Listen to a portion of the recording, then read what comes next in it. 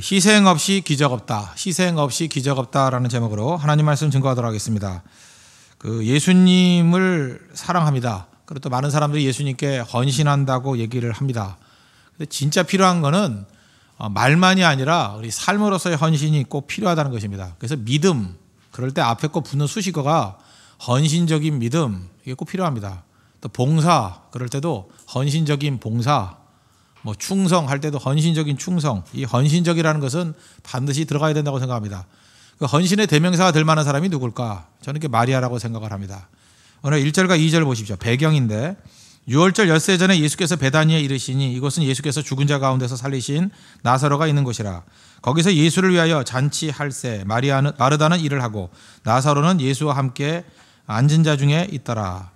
이 똑같은 병행 구절이 공간 보고 그러잖아요. 공간. 그래서 씬이라는 게 같다는 뜻이죠. optic.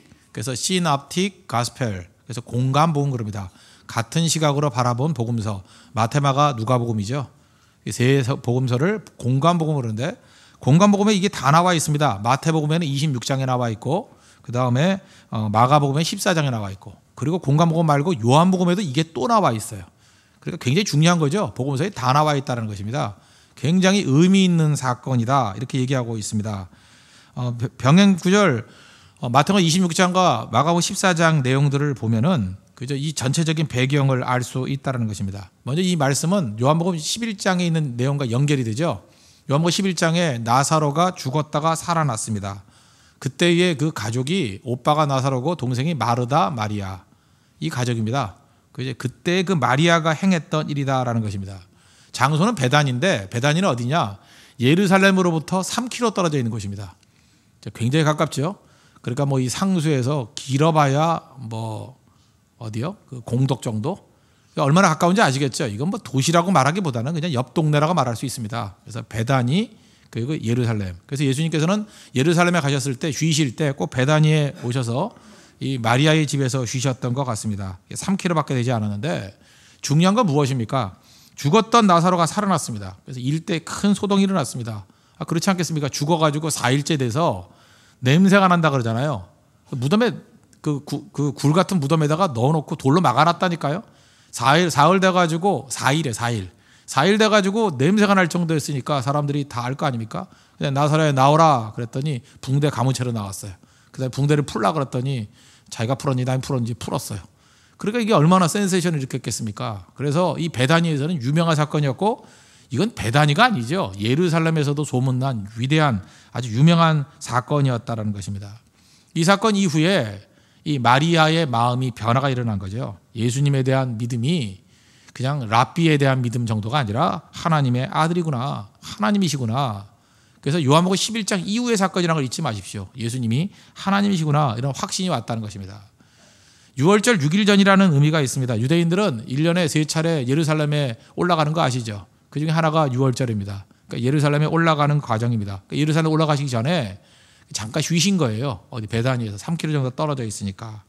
그때 예수님이 베다니에 머무른다는 소문이 났습니다. 그러니까 베다니에서 나사로를 살렸으니까 소문이 쫙 퍼졌겠죠. 많은 사람들이 보러 왔습니다.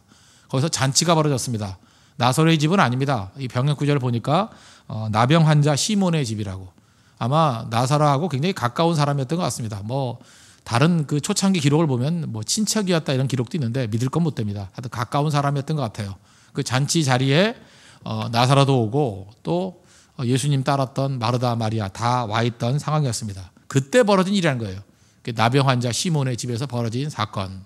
3절부터 6절까지 보겠습니다. 마리아는 지극히 비싼 향유 곧 순전한 나드 한 건을 가져다가 예수의 앞 발에 붓고 자기 머리털로 그의 발을 닦으니 향유 냄새가 집에 가득하더라. 제자 중 하나로서 예수를 잡아줄 가룟 유다가 말하되 이 향유를 어찌하여 300다나니를 팔아 가난한 자들에게 주지 아니하였느냐 하니 이렇게 말하면 가난한 자들을 생각함이 아니요 그는 도둑이라 동계를 맞고 거기 넣는 것을 훔쳐감이라라. 시몬의 집에서 잔치를 했습니다. 그 잔치에 참여했던 마리아가 마음에 뜨거움이 있었던 것 같아요. 그래서 아마 중간에 집에 갔겠죠. 집에 가서 귀중하게 모아놨던 향유를 가져다가 깨트려서 예수님의 발에 붓고 머리털로 닦았다라는 것입니다. 그럼 헌신이잖아요. 얼마나 아름다운 겁니까? 근데 문제는 이런 헌신 때문에 논쟁이 벌어졌다는 것입니다. 참 웃기죠. 그냥 헌신했으면 야 아름답다, 참 대단하다, 내가 못할 일을 하는구나, 그러면 끝나는 건데 사람들이 얼마나 악한지 아시겠습니까? 남의 헌신에 대해서 논쟁이 벌어져요. 그리고 그것 때문에 비판하고 비난하고 정죄하고 소동이 벌어지더라는 것입니다. 참 그래서 우리 요즘에 많이 쓰는 말 있죠. 너나 잘하세요. 정말 이게 맞는 말이에요. 그죠? 이 마리아의 헌신 때문에 논쟁이 벌어졌다는 것입니다. 왜 논쟁이 벌어졌을까요? 그냥 싸구려에 향유 부었으면 아무 논쟁도 벌어지지 않았습니다. 너무 비싼 거였다는 거예요. 너무너무 비싼 거. 우리도 마찬가지입니다. 너무너무 큰 헌신을 하면 논쟁이 벌어져요. 뭐 그렇게까지 할 거 있냐 그런 거죠. 보통 향이 아니었습니다. 이 나드라는 것은 인도상 향유라 그러죠. 비싼 향유입니다. 당시에 300데나리온, 데나리온이 하루 일당이니까 300일 동안 일하는 거, 그러니까 연봉이죠. 연봉 뭐 작게는 한 2,500만 원에서 많게는 뭐 평균으로 치면 한 3, 4천.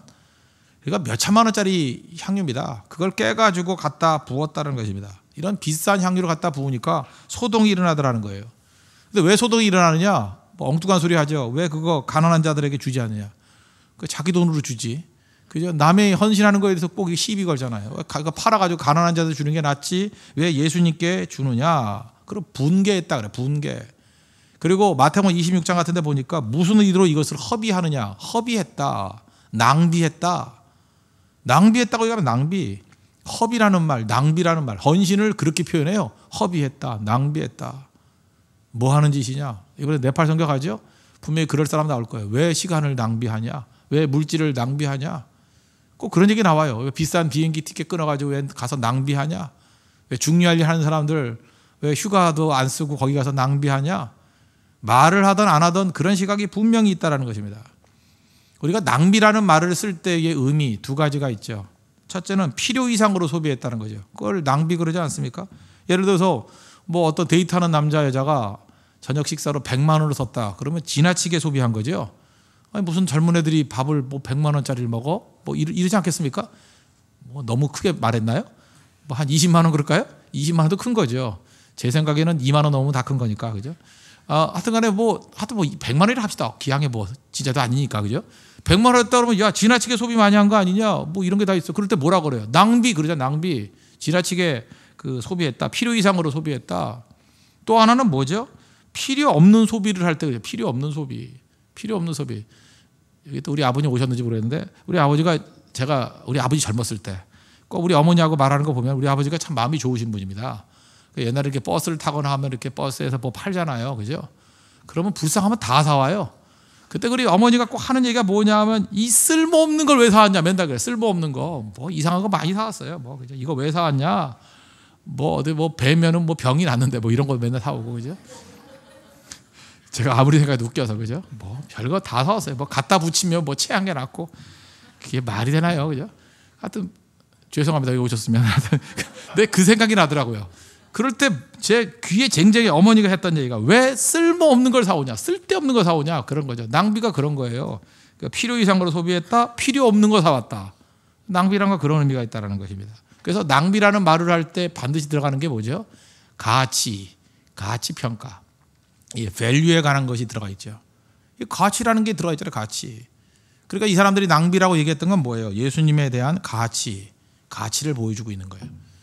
여기 등장인물이 뭐 크게 보면 3명이죠. 뭐 가룟 유다가 있고 제자들이 있고 마리아. 이 세 사람의 예수님에 대한 가치 평가를 먼저 살피겠어요. 그리고 예수님의 마지막 총평 이렇게 4가지로 한번 살펴보도록 하겠습니다.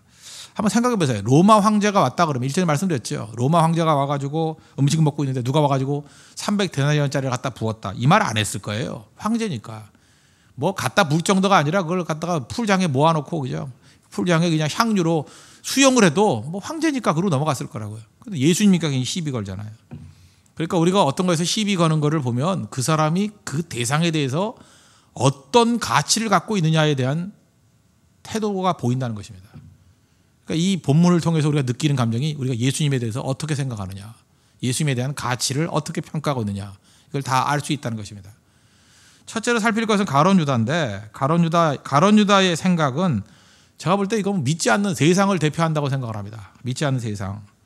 4절, 5절, 6절 한번 보십시오. 제자 중 하나로서 예수를 잡아줄 가룟 유다가 말하되 이 향유를 어찌하여 300데나리온이라 팔아 가난한 자들에게 주지 아니하였느냐 하니 이렇게 말하면 가난한 자들 생각함이 아니요 그는 도둑이라 돈계를 막고 거기 넣는 것을 훔쳐 가밀어라. 참 묘합니다. 어떤 사람이 헌신하는 걸 보고 또 흥분했대요. 분노했대요. 그 분노한 이유가 뭐예요?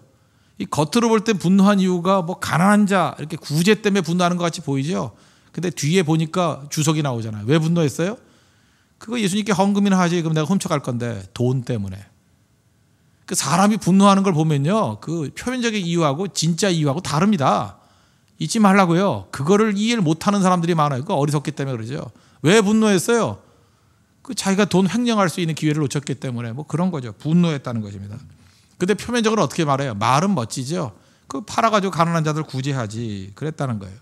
가룟 유다는 예수님 3년 동안 따라다녔지만 가룟 유다의 입술을 통해서 예수님을 주님이라고 말한 적이 단 한 번도 없습니다.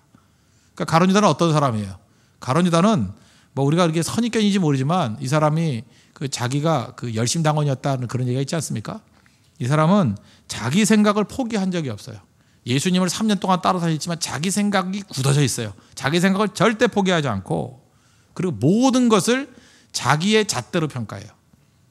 잘 보세요. 지금 예수님 말씀이고 뭐가 없잖아요. 자기 잣대예요. 왜 저거 가난한 자에게 주지 않냐? 자기의 아주 충만한 사람입니다. 자기 기준으로 예수님도 판단해요. 그러니까 실제로 예수님 틀렸다는 거 아니에요. 예수님 왜 십자가를 지냐고 혁명을 해야지. 그런 식의 생각 아닙니까? 그러니까 자기가 아주 충만한 사람입니다. 거기다 이 사람은 계산이 빠른 사람이에요. 머리 좋은 사람이에요. 팍팍 돌아가지고 향료 냄새만 맡고 300대는지 알잖아요. 그거 기준이 아닙니다. 그거. 그죠? 냄새 딱 맡으니까 인도산 나드. 그죠? 딱 저 정도면 300. 계산이 딱 계산이 나오는 거 딱 보면 그죠? 견적이 딱 나와요. 견적이. 저 얼마짜리 뭐 딱. 그렇잖아요. 이게 머리 좋은 사람 딱 나오잖아요. 뭐 예를 들어서 음식점을 하는 사람 가서 몇 명이 모여가지고 얼마 하면 딱 물어보는 순간에 딱 나와요. 어느 정도 비용이 듭니다. 기가 막혀요. 계산 빠른 사람들 보면. 그렇죠. 이번 성결 갈 때 총 예산이 얼마 정도 들 겁니까? 하면 비행기 티켓부터 시작해서 뭐 거기 그 지상 그 랜드라 그러죠. 뭐라 그래요. 지상에서 있을 비용 뭐 딱 나오는데 계산이 수십간에 나오는 사람들 많아요. 여행사 하는 사람들 보면은. 그런 식으로 가룟 유다 계산이 빠른 사람이었어요. 냄새 맡고 계산 다 알아요. 그렇죠? 세상을 대표하는 사람이죠. 상하분별을 잘합니다. 그러나 예수님에 대한 사랑은 없죠. 헌신은 전혀 없죠. 자기밖에 없는 거예요. 자기. 믿어도 자기 때문에 믿는 거고 봉사해도 자기 때문에 하는 거고 자기가 공격당하거나 자기 뜻이 꺾이는 거에 대해서는 분노하는 거예요. 못 견뎌하는 거예요. 이게 가룟 유다입니다. 가룟 유다. 그러면 교회 안에 가룟 유다가 없을 거라고 생각하십니까? 있을 수도 있죠. 물론 교회 안에가 거의 없겠죠. 그러나 이런 성향은 있을 수 있다고 생각을 합니다. 이 자기 의죠. 그래서 예수님이 제일 싫어했던 게 그 율법주의자들 아니에요. 바리새인들. 잘 사는 것 같이 보이지만 똑똑해 보이지만 자기 생각을 포기를 안 하잖아요. 자기 생각을. 자기가 옳대요. 끝까지. 죽어도 옳대요. 죽어도. 그게 문제라는 것입니다. 어찌 보면 가룟 유다에게 예수님 가치가 굉장히 평가절하되어 있어요. 예수님께 향유가 아니라 물 갖다 붓는 것도 아까운지 모르겠습니다. 화를 내면 안 되지만 난 가룟 유다 이 녀석 보면 진짜 화가 나요. 왜 화가 나냐면 예수님을 팔았잖아요. 좋아요. 뭐 어차피 파는 거. 근데 왜 이렇게 싸게 팔아요? 그 화 안 나요? 은 30에 예수님을 팔았어요. 그 고귀한 예수님을. 그죠? 랍비를 친다 그래도 그 고귀한 랍비 되신 예수님을. 하나님의 아들, 하나님이신 분을. 기왕 팔려면 은 한 3만 정도에 팔았다 그러면 내가 팔아먹는 놈 나쁘더라도 그래도 예수님 가치를 아는구나 그러죠. 은 30은 당시에 노예 한 사람 가치였습니다. 노예. 그래서 알잖아요. 그 요셉이 팔려갈 때 은 20에 팔렸다는 거. 그죠? 인플레이션 따지면 30이면 뭐 노예 한 사람 값이지 뭐. 그죠? 무슨 얘기인지 아시겠죠? 그냥 한 사람 노예 값이에요. 예수님을 노예 정도로 생각했다고. 그걸로 팔아먹었다고. 나쁜 놈입니다. 가룟 유다는 그의 마음 가운데 예수님의 가치가 그 정도밖에 없었다라는 거예요. 우리 가운데도 가룟 유다까지는 아니지만 그런 생각을 하고 있습니다. 예수님께 대한 헌신을 너무 낮게 생각하는 사람이 있습니다. 그래서 가끔 그런 사람이 있죠. 저 사람 예수님 만나서 인생 망쳤다. 그런 식으로 따지면 사도 바울 인생 망친 거 아니에요. 잘 나가던 사람이 예수 믿고 난 다음에 감옥에 들어가고 쫓겨다니고 고난당하고 망친 거예요? 그거 아니죠. 자기의 모든 외적인 것들을 배설물같이 버릴 정도로 예수님은 가치 있는 분이다. 보는 시각에 따라 다르잖아요. 다 드려도 될 만큼 예수님은 가치 있는 분이시다. 제발 여러분 그런 소리 하지 마십시오. 어떤 똑똑한 친구가 있는데 저 친구는 신학교 가기에는 아까운 사람이야. 겁도 없이 권사님, 집사님들이 그런 소리예요. 그게 얼마나 무시무시한 얘기인지 모르고 그러면은 그 공부 못하고 뭐 대학도 간신히 들어가고 이런 사람만 신학교 가서 목사해야 돼요? 죄송합니다. 목사해서. 그래야 되나요? 무조건 공부 잘하는 사람만 신학교 가라는 얘기야. 공부만이 훌륭한 목사가 되는 길이다 그 생각이 아니에요. 그러나 태도에 있어서 그 태도는 문제가 있는 거죠. 가장 고귀한 자녀를 드리겠습니다. 그 자세는 중요하다는 것입니다. 함부로 그런 얘기하지 말라고요. 뭐 하기엔 아깝다. 우리 시간 가운데 가장 고귀한 거 주님께 드릴 줄 알아야 됩니다. 자녀 가운데 가장 고귀한 자녀 주님께 드릴 줄 알아야 되고 내 인생 가운데도 가장 고귀한 가운데 토막을 주님께 드릴 줄 알아야 돼요. 그래서 어두일미 그래가지고 뭐 쓸데없는 꼬리 뭐 이런 거 드리려고 그러지 말고 아시겠습니까? 제일 중요한 거 그게 중요하다는 거예요. 세상은 언제나 그럽니다. 헌신을 낭비라 그래요. 그래서 여러분들 세상 속에서 세상 사람들한테 그런 소리 들어야 돼요. 왜 너 잠깐 낭비하니? 너 왜 잠 안 자고 새벽마다 왜 가니? 뭐 이런 거. 또 휴가 없잖아 몇 번. 그거 갖고 맨날 뭐 어디 가냐? 교회 가면 다 가서 뭐 선교한다고 쓰니? 야 요즘 같은 불경기에 그 비싼 티켓 끊어가지고 네팔은 왜 가니? 뭐 지난번에 갔었잖아. 그죠? 지난번에 갔었잖아. 딴 나라 가봐. 무슨 세계 일주 하는 거예요? 딴 나라 가봐.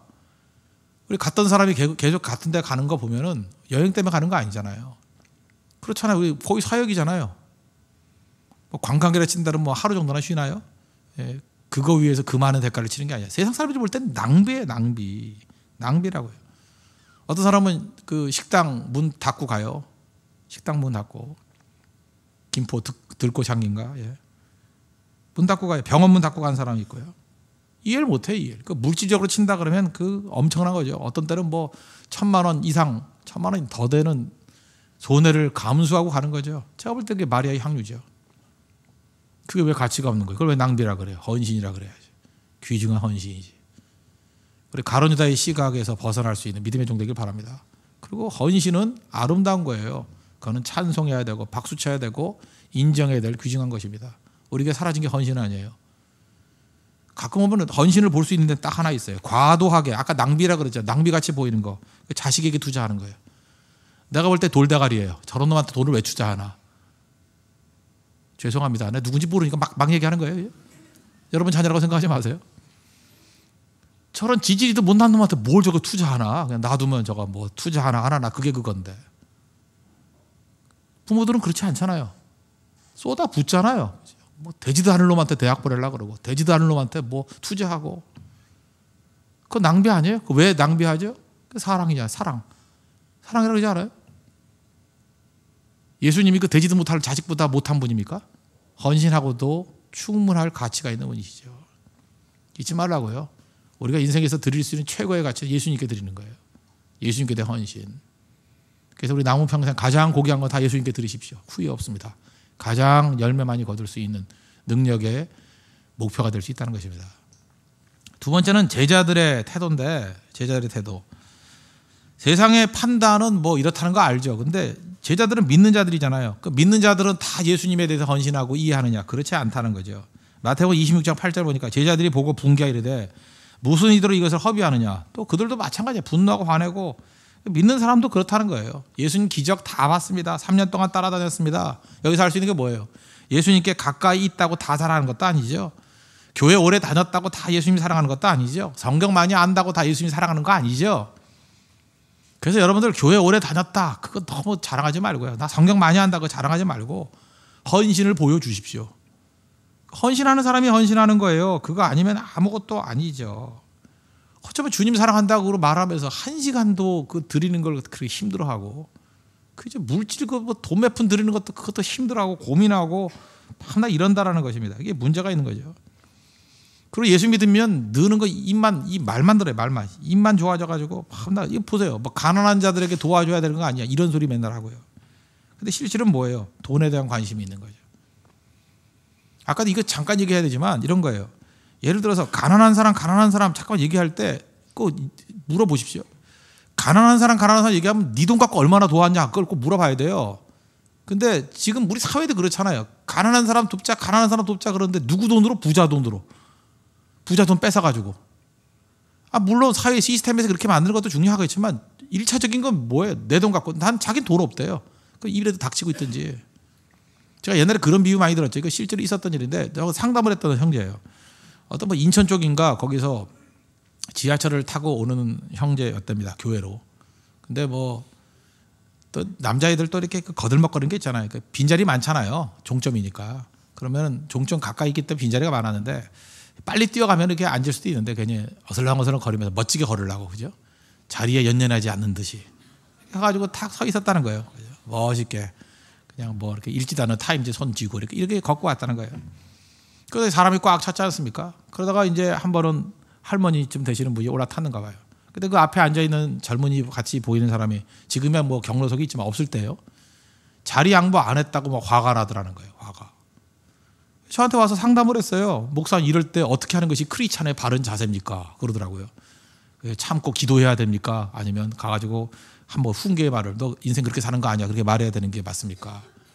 그래서 제가 대답을 그랬어요. 네가 제일 나쁜 놈이라고. 이건 뭐냐? 빨리 뛰어가서 자리에 네가 앉아가지고 자리를 먼저 확보하는 게 제일 중요하다. 그리고 할머니 타면 네 자리 네가 양보해라. 그러면 되는 거 아니에요? 자기가 게으르고 자기가 어슬렁어슬렁 하다가 놓쳐버린 것 같고 다른 사람의 특권 아니에요. 다른 사람의 특권을 가지고 자기 의를 이루려는 거 아니야. 그런 거 아니에요? 내가 할머니 돕고 싶어요. 그 자기 의 아니에요. 내가 돕고 싶은 거 아니에요. 근데 왜 다른 사람의 권리 갖고 내가 도우려고 그래? 그 도두는 심보지. 그렇지 않아요? 그래서 도우려는 마음이 많이 있으려면 제일 중요한 게 뭐냐면 내가 많이 갖고 있고 내가 가지고 있는 것을 희생하고 양보하는 거예요. 그게 중요한 거 아닙니까? 그거 없으면 제발 입 다물고 계십시오. 입 다물고. 말할 자격도 없는 사람들이에요. 말할 자격도. 개인적으로 말할 자격이 없어요. 그건. 물론 사회 시스템으로는 할 수 있는 말이겠지만 개인적으로는 그런 얘기 하는 거 아니에요. 그러면 그거 자격에 득이 안 된다고. 제가 구제 그럴 때 구제 많이 한 사람이 그런 소리 하라고요. 뭐 교회가 헌금을 뭐 제대로 안 쓴다는 이유인데 그 헌금 내역 보면 헌금도 하지도 않으면서 그냥 공개해버리고 싶어요. 그냥 너 헌금 뭘 했다고 그따위 소리 하냐? 하지도 않으면서 그죠? 그러니까 뭘 제대로 하고 난 다음에 해야 될 얘기잖아요. 그거는 잘 보세요. 가난한 자 돕겠다 그러면 자기가 돕는 자들이 이런 얘기를 해야지. 지금 마리아의 헌신하고 가난한 자가 무슨 관계가 있어요? 아무 관계도 없는데 아깝다 틀렸다라는 거예요. 정죄죠. 정죄. 이런 의식 우리 믿는 자들 가운데도 굉장히 많이 있다는 것입니다. 그래서 아까도 얘기했잖아요. 정죄는 마귀가 쓰는 방법이에요. 비판은 마귀가 쓰는 방법이에요. 우리는 잘하는 거에 대해서 기뻐하라고. 그러니까 어떻게 해야 돼요? 마리아가 헌신했죠. 그럼 어떻게 돼요? 막 기뻐해 주는 거야. 와, 내가 못하는 거 네가 했구나. 그죠? 나는 향유는커녕 나는 뭐 샤넬 5도 갖다 붓기가 힘들어. 그죠? 뭐 이런데 야, 이게 300대를 갖다 부는 거 네 믿음이 크도다. 나는 언제 너같이 되냐? 그죠? 나도 좀 이렇게 하고 싶어. 이래야 된다는 거야. 이래야. 근데 그걸 비판하잖아요. 정죄하잖아요. 그때 정답이 뭐예요? 너나 잘하세요. 우리에게 주는 말씀입니다. 1차적으로 나에게 적용해야 돼. 내가 하지 못하는 것에 대해서 떠들면 안 됩니다. 왜 남 헌신하는 사람에 대해서 딴소리예요? 이게 믿는 자들이 범할 수 있는 어떤 오류, 모순이라고 모순. 마리아로 넘어가겠습니다. 마리아의 헌신이죠. 가슴 아프게도 이 얘기 다 들었어요. 가룟 유다가 떠드는 소리도 듣고 참 예의도 없죠. 마리아 앞에서 이렇게 막 떠들어요. 제자들이 떠드는 소리 다 들었습니다. 마리아 당황하셨어요? 당황 안 했어요. 당황 안 했다고요. 자기 할 일 했잖아요. 마리아 부유한 사람은 아니었던 것 같습니다. 그 나사로 집에 그 살아났잖아요. 거기서. 근데 잔치를 했다 그러면 자기 집에서 해야 되는데 잔치할 정도의 여유는 없었던 것 같아요. 그러니까 나병 환자 시몬의 집에서 잔치했죠. 그리고 그 나사로 마르다 마리아 집에 부모님이 있다는 얘기가 없어요. 아마 부모님이 일찍 돌아가셨는지 아예 없는 고아였던지 잘 모르지만 그 나이 연령대를 잘 모르니까 아마 예수님보다 어렸던 것 같잖아요. 그죠? 그러니까 아마도 그렇게 부모님이 안 계신 불우한 환경이 아니었을까 그런 생각을 합니다. 근데 나들을 모았다는 거 아니에요. 이 평생 모은 거죠. 여기저기 젊은이들은 잘 이해를 못 하겠는데 제가 그 최근 들어 저기 뭐 구로 디지털 단지 뭐 옛날에 우리 가산 이런 데 예배 드릴 때 거기 갈 때마다 생각나는 게 있어요. 거기가 옛날에 구로공단이라고 해서 아십니까? 뭐 제 또래나 저보다 좀 나이 드신 분들 알건데 공순이라고 있었습니다. 공장에서 일하는 여자분들. 왜 그걸 비하해서 그렇게 불렀는지 모르겠어요. 공순이라고.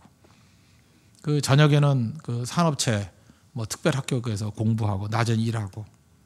그러니까 이분들의 희망은 뭐냐면 여자분들이 돈 벌어가지고 오빠 등록금 대줘서 집안에서 대학 하나 보내고 뭐 그랬어요. 정말 희생세대예요.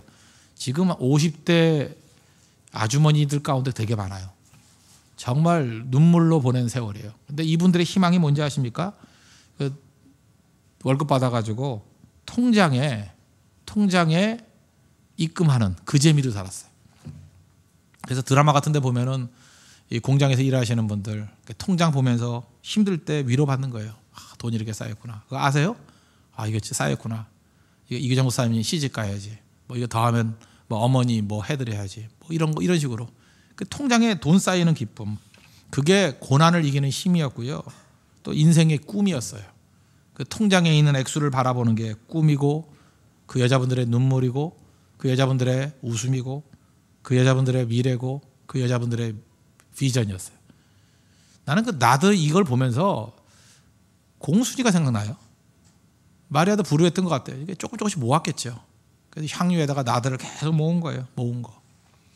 그 향유를 보면서 이게 내 꿈이고 뭐 어떤 분들은 그러더라고요. 뭐 시집 갈 때 쓰려고 한 거라고 혼숙감이라고 뭐 그럴 수도 있겠죠. 뭔지는 모르지만 하여튼 마리아에겐 꿈이에요. 자기 꿈이고 자기의 미래고 자기의 계획이고 자기의 전부예요. 잘 모았다고요. 그런데 이 요한복음 11장에 나오는 나사로 사건, 오빠를 살리는 거. 사실 나사로에게 충격이라기보다는 마리아와 마르다에게 더 충격이죠. 죽었던 사람 뭐 자기 의식이 있었겠어. 그냥 눈 떠보니까 다시 사는 거지. 보는 사람이 더 그런 거 아니에요? 자기가 붕대 갖고 나오도 자기가 알겠어요. 내가 붕대를 감았는지. 붕대 갖고 걸어 다니는 거 보는 사람도 충격이지. 안 그래요? 강시가 뭐 힘들겠어. 강시 보는 사람이 더 무섭지. 강시는 본인이 강시인데. 안 그래요? 그거 똑같은 거죠. 그러니까 보는 사람이 더 충격했을 거라고. 충격적인 거죠. 충격적인 거. 그래서 예수님한테 그러잖아. 예수님 빨리 오셨으면 우리 오빠 안 죽었을 건데. 아쉽고 힘들었는데 나사로야 나오라 그랬다고. 예수님이 나사로야 나오라. 어떤 사람은 그러더라고요. 그냥 예수님이 그냥 나오라 그러면 죽은 사람 다 나올까 봐 한정 지었다고. 나사로만 나와라. 그래서 나사로만 나왔다고. 그것도 일리가 있어요. 그죠? 그래서 여러분들 기도할 때도 함부로 하면 안 돼요. 뭐 병든 자 다 나와라 그러면 다 나버리면 안 되니까 누구 이렇게 한정 지어야 된다고. 뭐 그렇게 설교하시는 분도 있더라고. 나사로야 나오라 그랬더니 진짜 나사로 나왔잖아요. 붕대 갖고 나왔어요. 풀라 그랬더니 풀었더니 살아났잖아요. 그거를 마리아 마르다가 다 봤잖아요. 충격적인 거 아닙니까? 여기서 알 수 있는 게 뭐예요? 이 마르다는 무슨 신앙을 갖고 있었어요? 이미 끝났다 그런 거 아니에요. 죽었다는 끝났다는 거 아니에요. 이미 끝났다.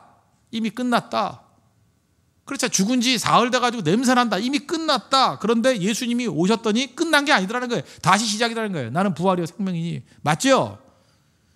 그래서 이 나사로 사건은요, 마리아에게 있어서는 중요한 신앙의 전환점이었어요. 우리에게도 신앙의 전환점이 있어요. 신앙의 그 질이 바뀌는 때가 있어요. 그냥 열심히 믿어야지, 열심히 봉사해야지 이러다가 팍 돌아버리는 거야. 이게 아니구나. 야, 내 인생 이렇게 살면 안 되는구나. 다 드려야지. 주를 위해서 내 인생을 완전히 헌신해야지. 이게 바뀔 때가 있어요. 그게 인생이 중요한 거예요. 그 바뀌는 순간이 빨리 와야 됩니다. 그게 파워예요. 인생의 파워. 이때 완전히 확 돌아버렸다고요. 인생의 신앙의 갱신, 영적 갱신, 신앙의 전환점이 이때 왔다는 것입니다. 예수님 추상적인 게 아니에요. 실제적인 능력의 주님이 예수님이었다는 것입니다. 예수님이 하나님이셔요. 뭐 부활 이후에 장차 높아질 뿐이 아니라 이미 높아진 분이에요. 그분이 예수님이라고. 그걸 경험했다고요. 그러니까 예수님이 오셨다 그러니까 어떤 일이 벌어져요? 자기의 꿈이요, 자기의 모든 희망이, 자기의 모든 것들 다 깨버려서 부을 수 있는 거죠. 그거 아니에요? 이거는 내 마음이 아까운데 하면서 그냥 억지로 그래도 목사님이 깨라니까 깨야지 하면서 부들부들 떨면서 깨는 게 아니에요. 이거는 예수님 바라보는 순간에 예수님 나의 전부예요. 예수님 만나면 모든 게 다 변합니다. 다 변화돼요. 다 들여도 앞 같잖아요. 그러니까 믿음 없는 사람의 눈으로 볼 때 이해가 안 가는 거예요. 왜 네팔 선교에 저거 뭐 11월 달에 왜 가는지 저거 왜 문고리 잠고 왜 가는지 이해가 안 돼. 이해가. 근데 그 삶의 전환점이 온 사람에게 있어서는 그게 제일 가치 있는 일이에요. 제일 가치 있는 일. 그 여자분들 요즘 핸드백 같은 거 좋아하잖아요. 우리 교회 참 재밌는 교회입니다. 그 핸드백 같은 거 살 수 있는 돈을요 헌금을 해요. 그래서 선교 두고 보내달라 그러고 선교지에 뭘 해달라 그러고 그거 참 특이하지 않습니까? 세상에 이런 일이 어떻게 벌어져요? 이게 가능하다고요. 왜? 예수님 만나고 난 다음에 다 변해서 다 가치가 바뀐 거야. 가치가. 그런 게 하찮아 보이고 아무것도 없어 보인다는 것입니다. 오늘 제목과 같이 희생 없이 기적 없습니다. 이 희생이라는 게 억지로 하는 희생이 아니에요. 기쁨으로 하는 거고 자기 인생이 바뀌는 거라고요. 아까 얘기했죠. 가룟 유다. 이 나쁜 놈은 예수님의 가치를 그래서 팔아도 은 30에 팔아요. 그럼 한번 다시 봅시다. 그러면 아브라함에게 있어서 하나님의 가치는 어느 정도예요? 아브라함 100세에 낳은 이삭을 드릴 정도로. 그거는 창세기 22장은요. 뭐 이삭을 드렸다 안 드렸다 그 얘기가 문제가 아니라 거기에 핵심은 그거예요. 아브라함의 이 멘탈에 들어있는 하나님에 대한 가치는 아들보다 컸다예요. 그거 아니에요? 100세에 낳은 아들보다 컸다라는 거예요. 여러분 인생에서 제일 큰 게 뭡니까? 우리 보통 그 가격이란 얘기가 있죠. price. 가격을 얘기할 때 경영학에서 말하는 가격과 경제학에서 말하는 가격이 좀 다릅니다. 이 경영학에서는 그냥 교환 가치예요. 일전에 한번 말씀드렸죠. 그래서 뭐 예를 들어서 뭐라 그럴까요? 뭐 이렇게 커피 한 자리가 얼마예요? 뭐 얼마 그냥 5,000원이라 합시다. 5,000원. 뭐 이런 식으로. 뭐 물건 하나 있으면 뭐 10만 원. 그게 가격이에요. 그게 경영학에서 말하는 가격이에요. 근데 경제학에서 가격은 그렇게 말하지 않고 기회 비용으로 얘기하죠. opportunity cost. 기회 비용. 기회 비용이라는 게 뭐예요? 어떤 사람이 1시간에 가지고 1,000만 원을 벌 수 있는데 그거 포기하고 음악회에 갔다. 그 음악회에 가는 티켓과 비용 10만 원이 아니라 1,000만 원의 가치가 있는 거죠. 1,000만 원을 희생하고 갔기 때문에. 그래서 경제학에서는 항상 얘기할 때 이 기회 비용으로 개념에 상정을 해요. opportunity cost. 그러니까 중요한 게 뭐예요? 경제학이 그래서 깊이 있게 된 거야 학문이. 이유가 뭐냐? 그것을 갖기 위해서 무엇을 희생했는가? 희생이에요. 희생.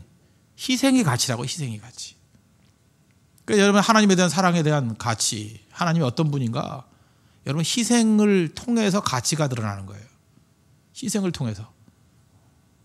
어제 신방 갔던 집이 수지인데 이식기 형제 자매들인데 수지에서 오더라고요. 수지에서 온다는 얘기 무슨 얘기예요? 그 말은 가치가 있다라는 거 아니에요? 홍대서 교회 다닌다는 거? 그거 아니에요? 뭐 수지에는 뭐 교회가 없나요? 널린 게 교회던데 가다 보니까 맨 동서남북에 다 교회가 있던데. 그지? 어떤 분은 원주에서 오잖아요. 원주에서 이성수 집사님 같은 분은 원주에서 오잖아요. 원주에서 온 가족이 다 오잖아요. 내 식구가. 그렇다 그러면 제가 볼 때 그분들의 예배가 여러분들 이 상수동에서 엎어지면 코다 3번 엎어지면 코다에 있는 분들과 글쎄 뭐 그분도 귀중하겠지만 또 그런 분들도 새벽에도 안 나와. 난 이해가 안 돼 도대체. 어디로 보내야 여러분들이 나올 수 있을까요? 네. 근데 거기서 오른 분들의 그 치르는 대가, 희생 그게 가치라고요. 예배를 너무 귀중하게 여기는 거예요. 예배를 너무너무 귀중하게 여기는 거예요. 희생입니다. 희생. 잊지 말라고요. 희생.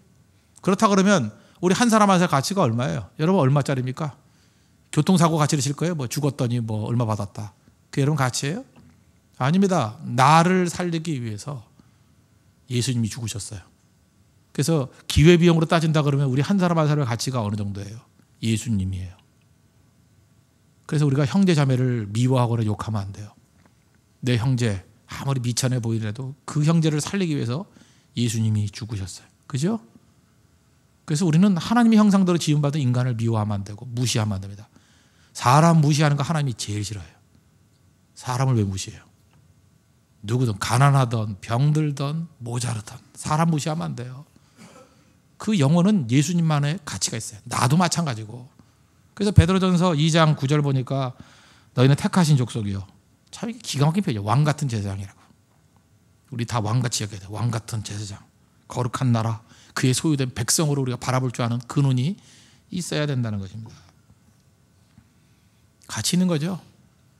마리아에게서 뭘 배워야 되냐면 가치를 배워야 돼. 가치. 중요. 예수님께 이렇게 가치가 있습니다. 이거 들을 줄 알아야 된다고요. 근데 우린 도대체 뭐 11조도 제대로 못 드리려고 그러고 뭐 주일도 진짜 이렇게 가슴 아파요. 주일에 예배 안 드리고 놀러 다니고. 그 얘기는 무슨 얘기냐면 예수님을 갖다가 아주 가치 절하는 거예요.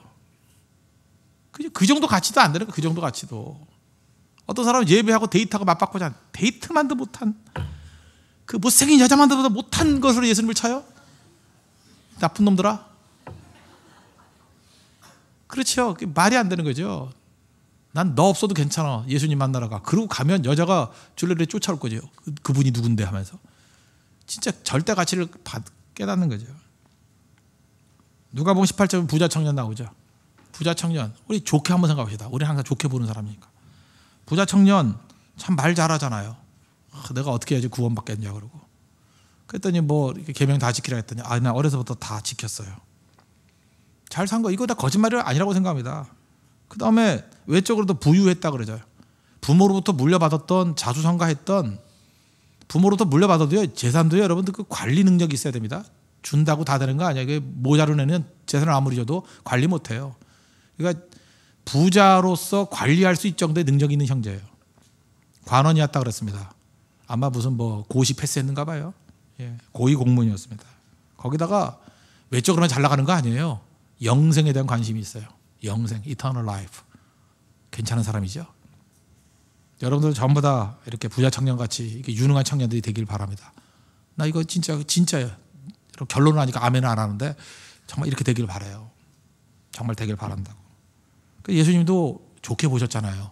그죠? 그걸 보면서 즐겁게 보시고 기쁘게 보시고. 근데 너 잘 보니까 야, 한 가지 부족하다. 누가복음 18장 22절 보니까 한 가지 딱 부족한 게 있는데 그것만 채우면 돼. 예수님 그랬다고요. 너 한 가지가 부족한 것 같아. 내게 있는 거 다 팔아서 가난한 자들에게 주고 나를 따르라. 그랬더니 하여튼간에 이게 행동을 보세요. 재물이 많은 거로 근심하며 갔대요. 여기서 더 말은 없는데 그 순간에 영적인 세계에서 무슨 판단이 된 거예요. 그 순간만은 예수님이 재산보다 못한 거예요. 그렇죠? 예수님이 돈보다 못한 분이 된 거예요. 예수님이 그 꼴 된 거예요. 예수님이 돈보다 못해요. 와, 예수님 제자 되는 거 쉬운 일 아닌데, 그죠? 따르면 분명히 부자시면 이름 나왔을 건데 예수님이 제자 가운데 하나 들어갔을 건데 재물보다 못한 게 된 거예요. 우리가요 예수님 부인한다 뭐 말로 부인하고 뭐 말로 예수님 뭐 안 계셔요 나 예수님 안 따를까 이런다가 부인이 아니고 행동으로 부인하는 사람 많아요. 그걸 실천적 무신론자 그러는데 실천적으로 무신론자 같이 사는 사람 많다고요. 실천적으로 행동으로 예수님 다 무시해버리고 하는 행동이 말은 다 옳아요. 행동이 예수님 아무것도 아닌 것 같이 만들어버린다고요. 마리아 보시죠. 마리아 무슨 별 얘기해요? 여기 마리아 말한 거 있어요? 없어요? 없어요. 그냥 깨버리고 갖다 붓고 눈물 흘리고 말이 없지만 예수님이 그 무엇보다도 귀중한 분입니다. 이걸 증명하잖아요. 우리 삶 전체를 통해서 예수님이 가장 높이 계신 분이라는 거 하나님의 아들이라는 것을 증명하는 인생 되는 축복이기를 바랍니다. 우리 교회가 그래야 돼요. 연약하고 부족하고 깨지고 상처 입은 사람이라 할지라도 우리 전체를 다 드릴 만한 가치가 있습니다. 예수님께 드리기를 원합니다. 충성입니다. 충성. 헌신입니다. 헌신. 그게 있어야 된다는 거예요. 그래서 우리 세 종류의 길이 있습니다. 가룟 유다의 길이 있고 제자들의 길이 있고 마리아의 길. 볼 것도 없죠. 마리아의 길. 이 충성과 헌신의 길 걸어가야 됩니다. 헌신하는 사람을 기뻐하십시오. 헌신하는 사람들을 따르십시오. 그게 살 길이라는 거예요. 예수님의 마지막 평가 세 가지 평가가 나오는데 첫째 7절 8절 보세요. 예수께서 이르시되 그를 가만두어 나의 장래할 날을 위하여 그것을 간직하게 하라. 가난한 자들 항상 너희와 함께 있거니와 나는 항상 있지 아니하리라 하시니라. 지금 예수님께서 이 마리아의 행동을 뭐하고 연결시키느냐 하면 십자가 사건과 연결시켜요. 그러니까 십자가 사건의 일부가 된 거예요. 십자가 사건이 어떤 거예요? 인류 모든 역사 가운데 가장 중요한 사건이잖아요. 십자가를 중심으로 AD와 BC가 갈라지는 거 아니에요. 그 십자가 사건의 일부가 돼버린 거예요. 여러분 이런 인생 살고 싶지 않아요? 예수님의 십자가 사건의 일부가 돼버리는 거예요. 헌신을 통해서. 솔로몬이 돈 많으면 뭐 할 거예요? 그놈의 돈 다 썩어져 없어질 거 바람같이 사라질 거. 여기 부자들도 많이 돈 많으면 뭐 할 거예요? 그거 자식들에게 물려줘 지들끼리 싸우다가 다 망칠 거. 마야가 다 망칠 거. 돈 100만 원이 됐든 돈 1000만 원이 됐든 돈 뭐 1억이 됐든 그게 주님의 십자가 사건에 쓰임 받는다 그러면 얼마나 가치 있는 거예요? 그렇지 않아요? 마리아의 헌신이 십자가 사건의 일부가 돼버렸어요. 이게 첫 번째 축복이고 예수님 평가예요. 내 장래를 기념하는 거라고. 십자가라고 십자가. 이게 십자가 사건의 일부가 될 것이라고. 또 하나 마가복음 14장 9절에는 이런 말씀이 나와요. 병행 9절인데 내가 진실로 너에게 이르노니 온 천하에 어디서든지 복음이 전파되는 곳에는 이 여자가 행한 일도 말하여 그를 기억하리라. 우리도 지금 기억하고 있잖아요. 복음 전파되는 곳마다 마리아 이 행동이 기억된대요. 그러니까 이 십자가에 포함될 뿐만 아니라 이게 또 어디 포함됐어요? 복음에까지 포함돼요. 복음 안에 마리아의 헌신이 포함되어 있다고요. 우리가 복음에 동참하는 사람이 될 수 있어요. 헌신하면 십자가의 동참, 복음의 동참. 그리고 세 번째는 뭐라 그래요? 자기 자신의 그 아름다움이 모든 사람에게 공유되는 아름다움이 되는 거. 오늘 12장 3절. 마리아는 지극히 비싼 향유 곧 순전한 나드 한 그릇을 가져다가 예수의 발에 붓고 자기 머리털로 그의 발을 닦으니 그다음 뭐라 그래? 향유 냄새가 집에 가득하더라. 그 향유, 아름다움의 냄새가 온 집안에 있는 사람들에게 다 공유되더라. 공유. 여러분 인생에서 냄새 피우지 마십시오. 그 썩은 냄새 피우지 마십시오. 성질 부리고 막 이러다가 이 가론유다 썩은 냄새 피운 거 아니에요? 마리아 같이 말없이 향유께서 헌신하는 향유 냄새가 온 천하에 다 퍼지는 방 안에 가득하는. 그래서 교회는 이런 헌신의 향유 냄새가 나야 돼요. 헌신의 향유 냄새. 우리 자신에게 물어보십시오. 이런 마리아 같은 순수한 헌신이 있습니까? 요즘에 헌신이 사라진 것 같아요. 도대체 예수를 뭘로 믿어요? 클릭으로 믿어요? 앉아가지고 맨날 클릭만 하고 있어. 나 헌신했어. 손 부은 거 봐. 클릭 해가지고. 여기 뭐 터널 증후군이 있어. 손목이 아파. 그게 헌신이에요? 예배도 안 나와요. 예배도 안 나오고. 말씀에 대한 예배 현장에도 없고. 그러면서 그냥 귀만 발달해가지고 나 다 들었어. 다 들었대. 자긴 다 안대. 뭘 헌신해? 뭘. 선교 현장에 갈 줄도 모르고 헌금도 제대로 할 줄도 모르고 주일 성수도 모르고 희생도 모르고 뭐 그렇게 잘난 인생들이에요. 입만 살아가지고. 예배 나오지도 않고 말만 많고 기도의 현장에 없으면서 말만 많고. 마리아 보십시오. 몸입니다. 몸의 헌신. 이것이 필요합니다. 우리 모든 성도들 예수님 앞에서 겸손함 가지고 마리아 같은 헌신이 있는 믿음의 종 되기를 축원합니다. 기도하겠습니다. 이 시간 다 같이 하나님 앞에 잃어버렸던 헌신이 회복되게 해달라고 다 같이 하나님 간구하도록 하겠습니다.